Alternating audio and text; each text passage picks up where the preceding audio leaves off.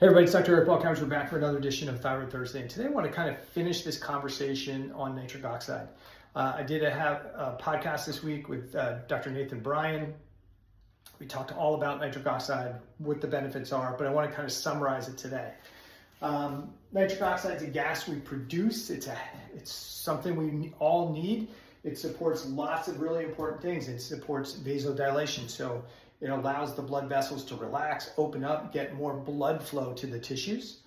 When we have that increased blood flow to the tissues and we have the vessels open up, kind of stretch out, that can allow more oxygen and nutrients to get to the cells. So when we have problems with nitric oxide production, that can result in reduced T4 delivery to the cells. And if you have reduced T4 delivery to the cells, those cells are going to be more hypothyroid. You're going to have lower total T3, lower free T3. It supports the immune system. So when there's problems with nitric oxide production, it can impact the immune system. The immune cells make nitric oxide as an antimicrobial to kind of kill the organisms.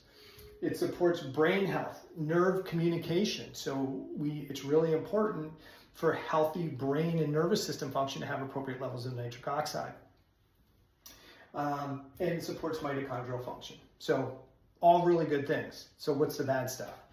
When we have problems with nitric oxide regulation, that can result in increased levels of oxidative stress, increased tissue damage, increased pathology. So really big issue and problem.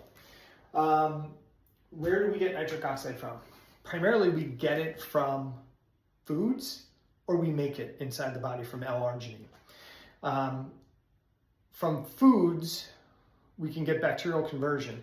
So we eat foods rich in nitrates. If we have a healthy oral microbiome, the bacteria in our oral cavity converts those nitrates to nitrites. They go to the stomach. In the stomach, acid converts the nitrites into nitric oxide that the body can use. Okay. The other thing is we can get amino acids from our protein, and we use an amino acid called L-arginine to be converted through some enzymatic pathways into nitric oxide. And typically we use the enzymes called NOS enzymes, and there's three of them: endothelial nitric oxide, neuronal nitric oxide, and inducible nitric oxide. So those are the big three. Neuronal is essentially supporting the production of nitric oxide in your nerve tissue. Endothelial, supporting the production of nitric oxide in your vascular system. And inducible, supporting really the immune cells in their fight against organisms. So when we are healthy, we have a really well-balanced nitric oxide system. We get appropriate levels of production, not too much. The nitric oxide doesn't stay too long. It's a gas, it dissipates fairly quickly. But that allows for very controlled signaling, which is what we want. But when there's excessive stress on the physiology, that can cause, and this isn't the perfect science of it, but it can cause these NOS enzymes to become uncoupled. And instead of using L-arginine to make into appropriate levels of nitric oxide, those NOS enzymes can become uncoupled, and they make lots of free radicals. And that can really further increase oxidative stress, kind of ramp this inflammatory free radical process going. So that's when we get more problems. And if we have this uncoupling occur, we can see increased blood pressure. We can see vascular injury, vascular damage, cardiovascular injuries. We can see nervous system dysfunction. We can see brain-based problems. We can see glucose resistance. We can see reduced mitochondrial function. So a big deal. We also have to keep in mind that while the nitric oxide can affect thyroid hormone getting to the tissues, when we have a cell stress response going on, that we've talked about this many times, we can have a reduced conversion of T4 to T3.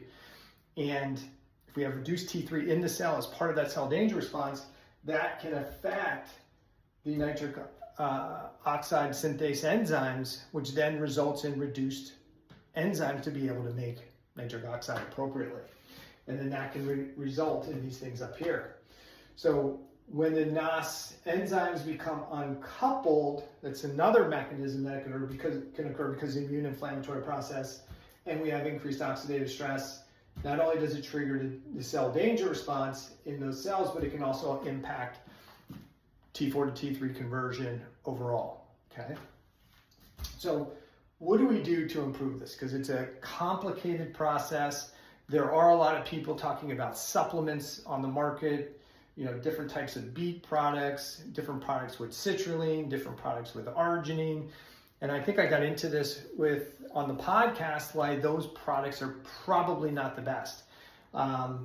What can you do to have healthier nitric oxide pathways, which may help your conversion of T4 to T3, improve your mitochondrial function, lower your blood pressure, improve glucose resistance, and a whole bunch of other processes.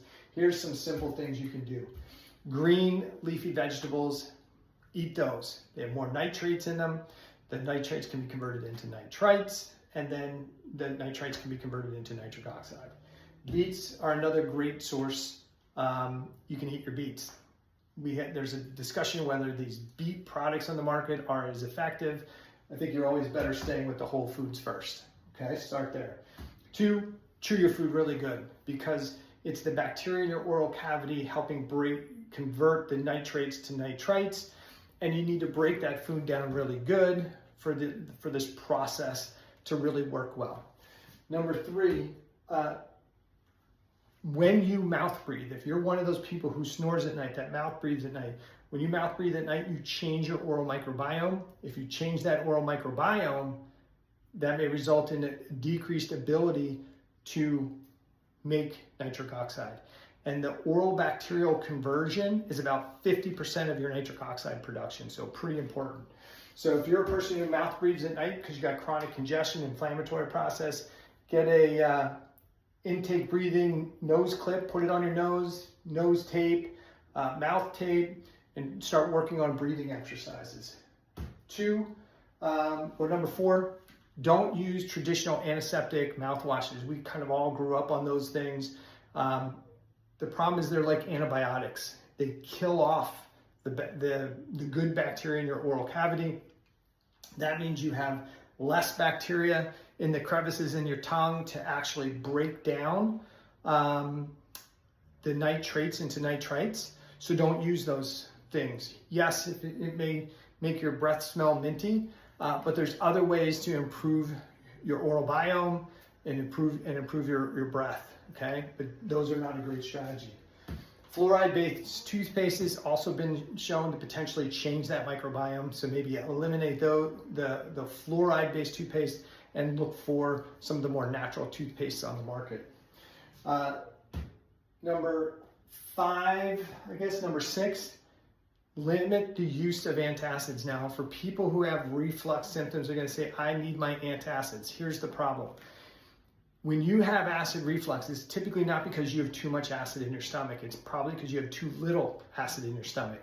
Yes, acid is coming up, you're refluxing it up, it's burning your esophagus, and if you take an antacid, you don't have as much acid reflux discomfort.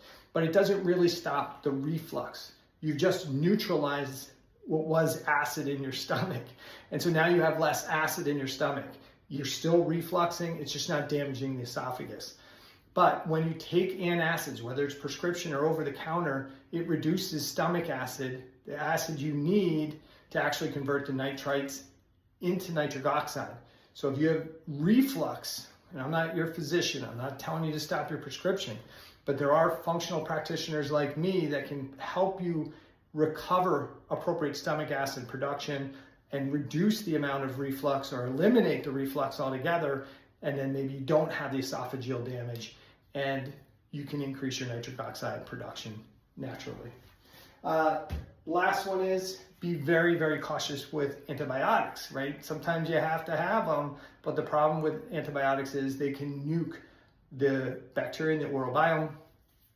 That can change what grows there. That means it can change and limit the amount of nitrate you convert to nitrite. That means you have less nitric oxide in the system, and that can lead to blood pressure problems, mitochondrial problems, thyroid problems, blood sugar regulation problems, obesity, all kinds of fun stuff.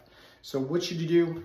Eat more green leafy vegetables, chew your food well, don't use more antiseptic-based toothpaste and mouthwash, tape your mouth shut at night, put a breathing strip on your nose, probably improve your nitric oxide production, lower your blood pressure, get more oxygen to the tissues, improve T4 to T3 conversion, and feel better overall. Give it a shot.